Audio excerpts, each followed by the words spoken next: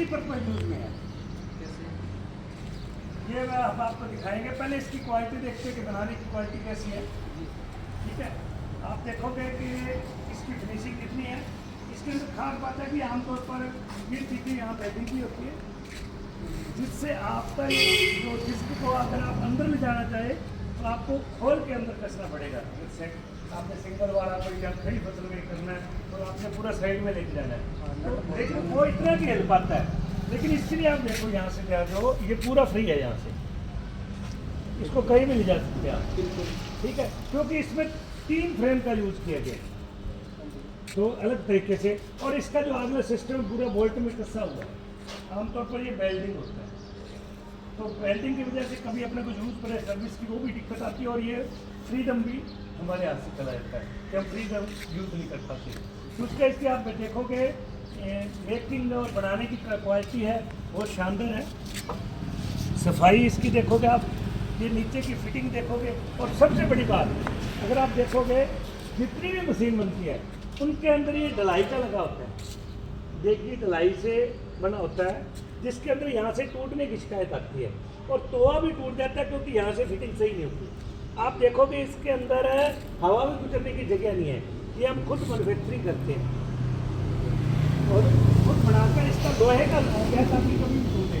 इसकी कभी शिकायत नहीं आती, फुल गारंटी होती है, कभी भी नहीं टूटता, जबकि सबके अंदर टूटने की शिकायत आती है। अब दूसरा इसमें देखोगे यहाँ पर कि कैसे मल्टीपर्पज यूज होता है। नंबर 1 तो आपने देखा कि फ्री है, कहीं भी ले जा सकती है इसको इधर। तो अगर आपने मान लीजिए डोरी निकाली है तो इसको नज़दीक नेड़े करके दूर करके जहाँ आपको जस्ट लगता है वहाँ डोरी या मेड निकाल सकते हैं। लेकिन उसके साथ साथ अगर आपको ये चाहते हो कि खड़े दर में मेड निकालनी है या खड़ी फसल में निकालनी है तो आप इसको यहाँ साइड पर कीजिए। सिर्फ ढीला करना, कोई बोल्ट या चाबी बंदा नहीं लगाना, सिर्फ इसको ढीला करने पर इधर उधर हो जाएगा। ठीक है, और आप इसको करके आप साइड पर यानी फसल के अंदर खड़ी के अंदर उस गुंटे के ऊपर मट्टी लगा कर डोली निकाल सकते हो। तीसरा इसके अंदर आप देखोगे कि अपने जब फसलें कट जाती हैं तो बाहर अपने खाली हो जाते हैं जो ज़मीन, तब क्या होता है कि घास फूस सभी जितने भी पुराने डोले या साइडों की अपनी जो पारे हैं, जिसको अपने राजस्थान में पारे बोलते हैं, उन पर घास फूस उग जाता है। हम क्या है कि कस्सी से लेबर लगाकर उसको छोलते हैं।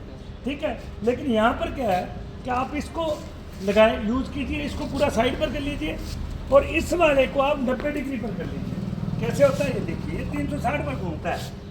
आपने यहाँ किया और यहीं पर इसको लॉक कर दिया, ये लॉक हो गया। ये 90 डिग्री पर चलेगा, ये साइड में इसी लगभग 45 डिग्री पर घूम के साइड को छिलेगा।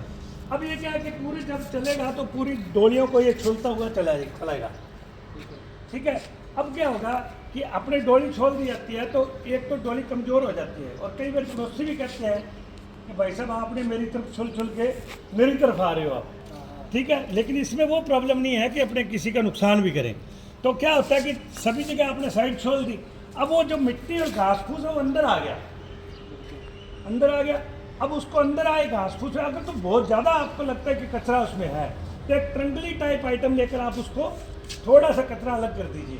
नहीं तो आप अगर कम कचरा है तो कोई ज़रूरत नहीं है, आपने इसको वापस क्या करना, उसी मिट्टी को वापस उसी डोली पर लगा देना उल्टा करके, वो भी अपने आप कर देगा। इसके लिए आपको कोई चापी पाना खोला जड़ी ऐसा कुछ नहीं है, सिर्फ इस हैंडल को घुमाना है। जैसे आप इस हैंडल को करोगे ये 360 पर घूमने लग जाएगा।